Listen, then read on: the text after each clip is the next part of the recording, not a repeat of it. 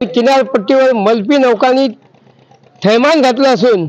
या मल्पी नौकांवर कारवाई करण्याकरता मत्स्य व्यवसाय प्रशासन हे सज्ज झालं आहे। सिंधुदुर्ग जिल्ह्यातील आचरा बंदरा नजीक 14 भावाच्या अंतरात आज सकाळी 4:45च्या सुमारास मल्पी येथील राजाथगिरी या नौकेनं अनधिकृतरित्या महाराष्ट्र राज्याच्या जलजी क्षेत्रात मासेमारी करीत असताना मत्स्य व्यवसाय विभागाने या नौकेवर कारवाई केली आहे आणि या कारवाईत ही नौका ताब्यात घेण्यात आली असून या नौकेवरील माशांचा लिलाव करण्याची प्रक्रिया या ठिकाणी देवगड बंदर जेटी या ठिकाणी करण्यात येत आहे।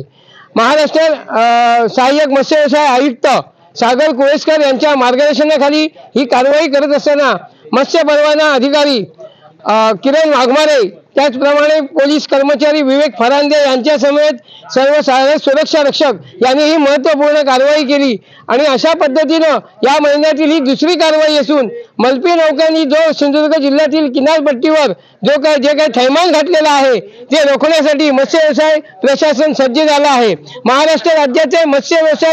बंदरे विकास मंत्री नामदार नितेशजी राणे यांनी वारंवार स्थानिक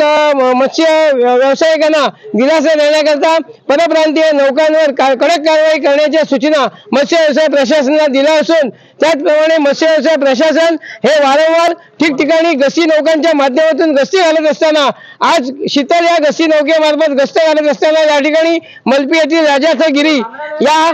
मल्पी नौकेला मत्स्य व्यवसाय प्रशासनाने ताब्यात घेतले आहे। वारंवार मल्पी नौका या येऊन मासेमारी करत असतात आणि त्यांच्यावर कडक कारवाई करण्याकरता मत्स्य व्यवसाय प्रशासन सज्ज झालं आहे।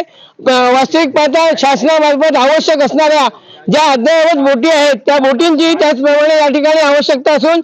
2 ते 3 अशा गटागटाने मासेमारी करणाऱ्या नौका पकडण्यासाठी अद्ययावत या नौकांची गरज आहे। तरी देखील मत्स्य व्यवसाय प्रशासन आपल्या ताब्यात असलेल्या गस्ती नौकांच्या सहाय्याने ही कारवाई करण्यात यशस्वी होत असून या महिन्याभरातील ही दुसरी कारवाई आहे। आपण या ठिकाणी आता पाहत आहोत या मासे लिलाव करण्याची प्रक्रिया ही देवगड बंदरात चालू असून या ठिकाणी बळे करमट यासारखे अन्य मासे देखील ही या बोटीमध्ये आढळल्याचं दिसून आलं आहे। सिंधुदुर्ग 24 तासासाठी दयानंद मांगले, देवगड।